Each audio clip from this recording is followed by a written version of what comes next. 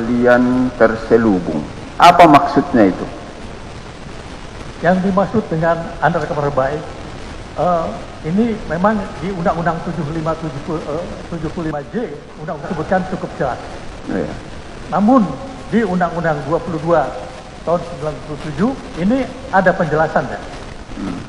Saya boleh bacakan? Boleh, silakan. Di Undang-Undang 22/97 disebutkan bahwa penyidik pejabat polisi Republik Indonesia berwenang melakukan teknik penyidikan, penyerahan yang diawasi dan terkait pembelian terselubung.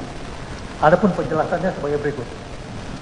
Ketentuan dalam pasal ini merupakan penambahan kewenangan penyidik pejabat polisi Republik Indonesia yang tercantum di dalam pasal 7 ayat 1 Undang-Undang Nomor 8 Tahun 81 tentang hukum acara pidana. Tugas teknik penyidikan, penyerahan yang diawasi dan teknik pembelian terselubung hanya dapat dilakukan berdasarkan atas perintah tertulis Kepala Kepolisian Negara Republik Indonesia atau pejabat yang ditunjuk.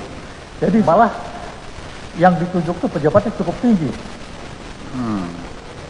Tadi Bapak udah bilang kalau untuk mengenai jangka waktu pemusnahan tidak ada sanksi pidananya, diatur. Ya. Saya juga melihat kalau dilanggar pun mengenai penyisihan, mengenai jumlah yang disisihkan, juga tidak diatur pidananya. Itu yang saya tanya. Kalau mengenai jangka waktu, Bapak mengatakan tidak diatur pidananya. Saya setuju. Mengenai penyisihan, apakah juga tidak diatur pidananya? Kalau di undang-undang memang tidak ada, tapi tidak lazim, Pak. Oke. Memang tidak ada sanksi. Jadi baik jangka waktu dilanggar maupun penyisihan beratnya segala macam itu tidak ada sanksi pidananya, tapi tidak lazim. Oke. Sekarang pertanyaan saya berikutnya. Saya kasih contoh begini aja, Pak.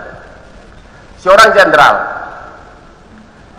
diduga ya, terlepas dari mana dulu, apakah ini penyisihan atau tidak, saya nggak nanya soal sumbernya, tapi jadi sudah sepakat bahwa si anak buahnya itu diperintahkan, kamu jual ini, tapi kemudian itu dengan chat ya, kemudian beberapa hari kemudian si entah karena apa motivasi nggak perlu, si jenderal mengatakan tidak jadi, musnahkan, tarik semua barang, tidak jadi jual.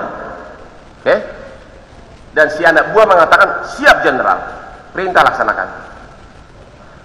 Tapi 3 minggu kemudian diam-diam si Kapolres ini menjual tanpa ada bukti chat persetujuan dari jenderal. Pertanyaan, yang salah siapa? Sekarang kita harus lihat jangka waktunya, Pak. 3 minggu lebih.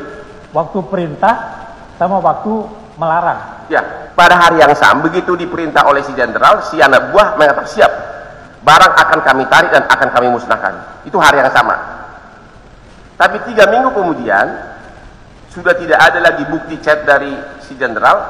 Ketahuan si Kapolres ini ternyata menjual barang tersebut di pasaran. Enggak, saya izin tanya ini. Ya. Perintah Kapolda sama perintah pemberhentian penjualan itu berapa hari? Nah, aku kan ini kan karena Bapak kan saksi ahli bukan saksi fakta. Betul. Jadi tolong dijawab sesuai dengan fakta yang saya kasih. Iya, betul. Jarak perintah ke penjualan itu ada 3 minggu. Saya sesudah perintah jual, kan belum dijual, Pak. Sesudah perintah jual, 3 minggu kemudian, sesudah perintah jual itu, si Kapolresnya yang diam-diam menjual. Padahal sudah ada perintah, aku tidak bicara perintah jual. Yang ada perintah jangan jual. Perintah jangan jual lagi. Tapi 3 minggu lagi. Jadi pada saat perintah jual, perintahnya salah. Pada saat perintah yang kedua, sudah dijual Kapolres, juga salah. Tanggung jawab pidana di siapa? Bisa jawab ahli? Bisa, Pak. Silakan kalau bisa sesuai keahliannya aja dijawab. Yang perintah pertama ini adalah salah. Ya. Ini pidana. Yang menjual juga salah. Dua-dua salah.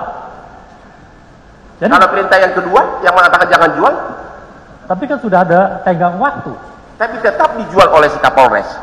Tanggung jawab pidana di siapa? Baik, sebelum dijawab, biar diakhiri problem ini, ya. Tunggu, baru jawab ya. Masih dengar suara saya kan? Biar jelas. Khawatir saya tadi nggak sempurna dapat pertanyaan itu. Ya. Gini, perintah untuk jual itu di bulan Mei. Mei, Anda tahu tahun berapa? Mei, bulan 5. Kalau bahasa Indonesianya bulan 5. Terus perintah untuk dimusnahkan, tarik dimusnahkan itu di bulan Oktober. September, Pak, September. September ke Oktober, akhir September ke Oktober. Ya. Seperti itulah perintahnya. Mendapat ahli bagaimana? Kita minta pendapatnya. Jangan kita pastikan yang salah ini, yang salah ini. Pendapat ahli bagaimana tentang itu? Silakan. Kita mau pastikan di tenggang waktu itu. Itulah tenggang waktunya antara Mei ke September akhir, ke awal Oktober. Pendapatnya bagaimana tentang itu, tentang perintah itu sebagai ahli? Silakan. Saya akan jawab yang mulia, bahwa kalau perintah pertama menjual barang bukti salah. Perintah yang kedua untuk tidak menjual dan musnahkan itu perintah yang betul. Tapi jaraknya sudah sekian lama. Jadi perintah yang pertama betul, perintah yang kedua tidak betul. Ya kan? Ya, perintah pertama tidak betul, perintah kedua betul. Nah, yang namanya Kapolres ini berpatokan. Saya tidak tahu apakah selama bulan Mei Juni ini ada komunikasi, ada perintah-perintah lain. Nah, ini supaya kita ini kan mencari ahli juga kan mencari suatu keahliannya sesuai dengan data yang ada gitu. Kalau datanya nggak jelas kan kita bagaimana mengambil suatu keputusan ahli, Pak? Baik, itulah pendapat ahli. Ya. Karena kehadiran ahli di sini demi keadilannya. Bukan menerangkan apa yang dilihat, dengar, dan dialami, kan begitu. Demi keadilan, kan nggak ada yang memaksa atau membujuk ahli sebelumnya memberi keterangan, kan masih mandiri, betul. Ya, itulah pertanyaan lain.